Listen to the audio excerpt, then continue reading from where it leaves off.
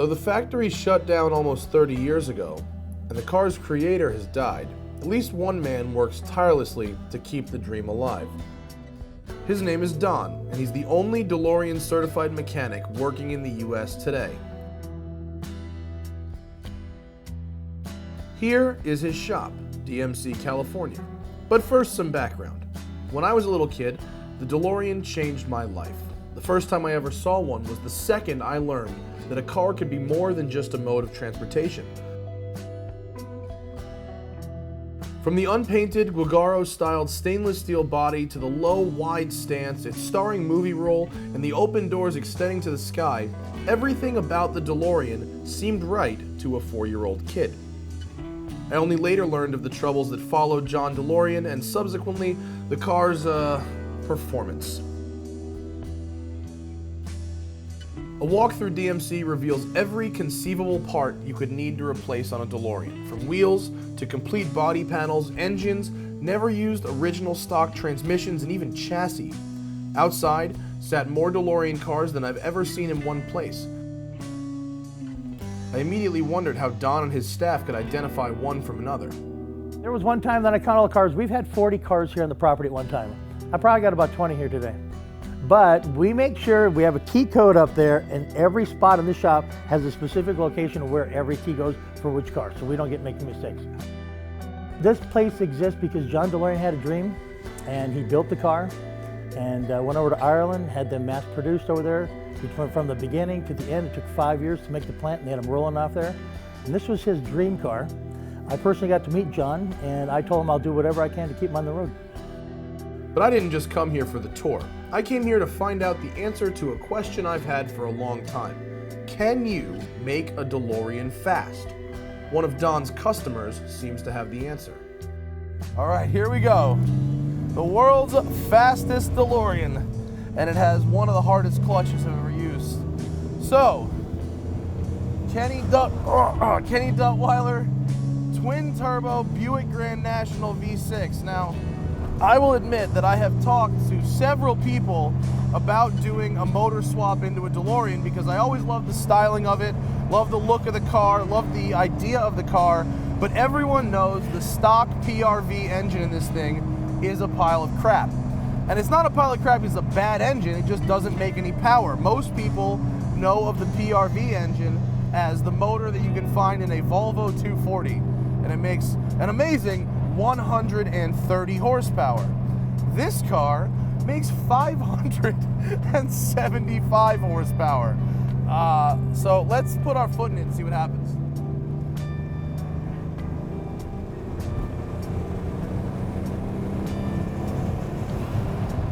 It makes a cool sound, that's for sure. I mean, it's not blowing me away with the speed right now. It's not. It's definitely faster than the original. When I drove the original DeLorean, I raced a minivan on a racetrack and got positively smoked by the Toyota Sienna minivan. Well, I tell you what, that's one of the things in the beginning that John DeLorean really wanted. I mean, he put the PRV engine in there with 130 horsepower. Then we start getting into cams and headers and stuff like that. So little by little, we're getting more horsepower out of it.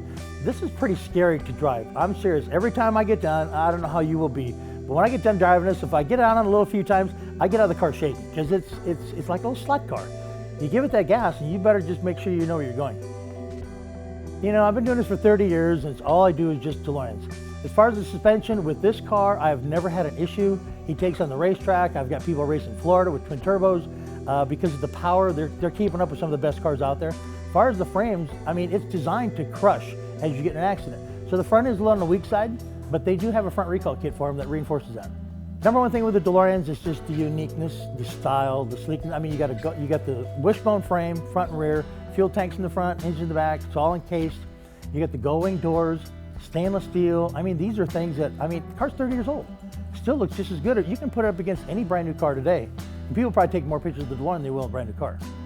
You know, now people my age, 30 years old, the late 20s, early 30s, now guys like us who grew up with Back to the Future, who grew up seeing these cars on posters when we were kids, now that we can afford them, now that we can actually afford these cars, I think they're going to be collector's items. And I think if you can find one at a good price today, you do well to buy it, keep it, and hold on to it for a while.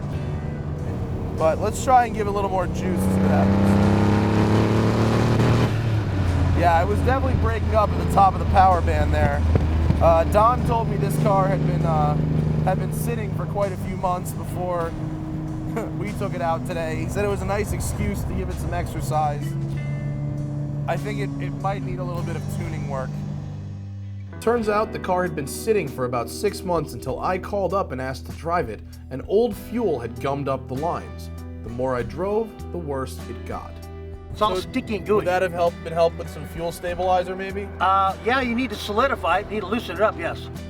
Banana peels and Miller beer. Yes. This DeLorean that runs on gas, it's bullshit. Without a Mr. Fusion. Don worked his magic on the downed DMC, trying to clear out the sludge in the fuel lines by flushing them with fresh gas and adjusting a hose so it wouldn't crimp. And for a minute, it worked. Got a miss yet.